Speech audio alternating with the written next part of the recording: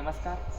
वयाच्या 16व्या वर्षी मुठभर मावळ्यांना घेऊन रायरेश्वरच्या साक्षीने महादेवाच्या पिंडीवर केलेला रक्ताचा अभिषेक. ते वयाच्या 44व्या वर्षी 32 मनाच्या सोनेरी सिंहासनावर विराजमान होऊन स्वतःच्या मस्तकावर केलेला स्वराज्याचा अभिषेक. हा प्रवास सोपा नाही दोस्तांनो.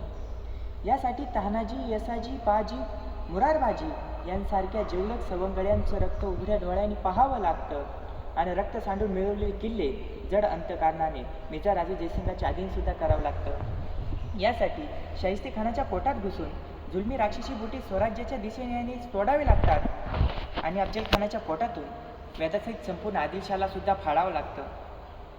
यासाठी संसार नावाच्या पन्हाळगडातून स्वतःची सुटका करून घ्यावी लागते. संकट नावाच्या आगड्याच्या भाषेच्या हातात तुरी देऊन निष्ठावं लागतं. धाडस नावाच्या सुरतेची पुन्हा पुन्हा लूट करावी लागते. त्याग नावाच्या शिवाकाशीतला वेळ प्रसंगी गमवावं लागतं आणि राजकारण म्हणून सह्याद्रीच्या सिंहाला सुद्धा फितूर बनवावं लागतं. आणि तेव्हा कुठं गुलामगिरीच्या तप्त अग्निजोडीत होरपळून निघालेल्या प्रजेवर मायेचं चितल छात्र धरणारे शिवराय युग परतक होतात आणि तोच विषय बोलण्यासाठी उभा आहे. विषय प्रस्तुत करतोय युग परतक छत्रपती शिवराय. मित्रांनो, सुमारे 350 वर्षानंतरही कुणी सर्वसामान्य माणसाला लक्षात ठेवत नाही. त्यासाठी युग परतक असावं लागतं जो युग बदलून टाकतो. आणि असा युग परतक युगानंतर जन्माला येतो आणि युगेनं युगे लक्षात ठेवला जातो. आणि असा माणूस ज्या वेळेस येतो आणि स्वतःची पावलवाट निर्माण करतो, त्या पावलवाटेने जात कित्येक नवीन नियम, कित्येक नवीन तत्व, आपला स्वाभिमान यांच्याचं स्वराज्य निर्माण करण्याचं काम करतो ना, त्यावेळेस तो माणूस युग परतक म्हणून ओळखला जातो. मला वाटतं अशा पद्धतीचं राज्य अर्थात स्वराज्य युग परतक छत्रपती शिवरायांनी निर्माण केलं होतं.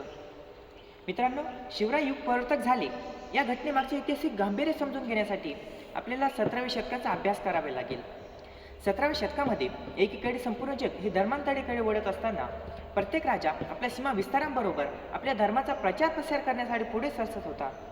त्या 17व्या शतकामध्ये युरोपांमध्ये झुंडना धर्माच्याच नावावर जिवंत जाळण्यात येत होते. ख्रिश्चनांचे कुशलेश आणि इस्लामांचे जिहाद हे फक्त आपल्या धर्माच्याच नावावर चालले होते.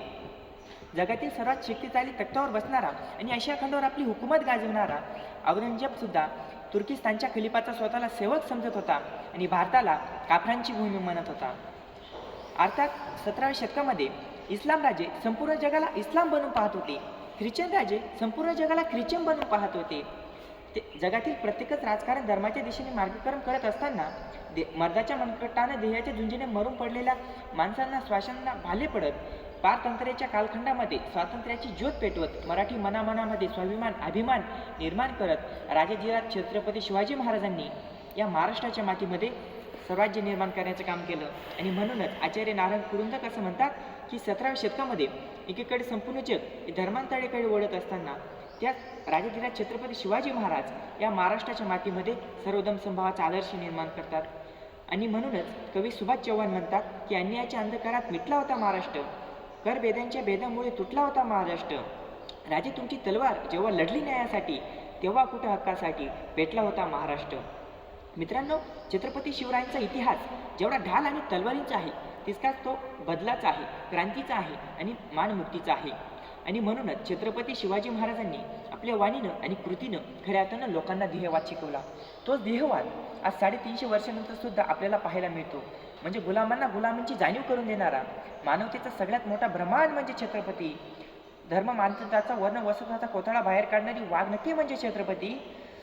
द सिस्टम ऑफ मराठा नावाच्या पुस्तकातून सुरेंद्र सेन म्हणतात त्याप्रमाणे जगातील सर्वोत्तम योद्ध्यांची आपल्या विलक्षण बुद्धीनं जोड उडविणारा मॅनेजमेंट गुरु म्हणजे छत्रपती. मित्रांनो, छत्रपती शिवाजी महाराजांनी आपल्या वाणीनं आणि कृतीनं खऱ्या अर्थानं लोकांना ध्येयवाद शिकवला. मित्रांनो, गुरुदेव रवींद्रनाथ टागोर आपल्या इतिहासातून सांगतात की शत्रूला शिवाजी महाराजांनी फक्त शौर्य दाखवलं नाही तर राष्ट्र आणि युग परिवर्तनाचं कार्य केलं. त्यांनी केलेल्या युग परिवर्तनामध्ये सर्वात महत्त्वाचं परिवर्तन जर कुठलं असेल तर जाण गेले होते नष्ट करून वेतनदारी पद्धत आणण्यास काम केलं. मित्रांनो, बस शेवटी एवढंच. माझ्या पायाखालची जमीन रायगड आणि जगणं माझं शिवबा हो, जगणं माझं शिवबा हो. मनपूर्वक धन्यवाद.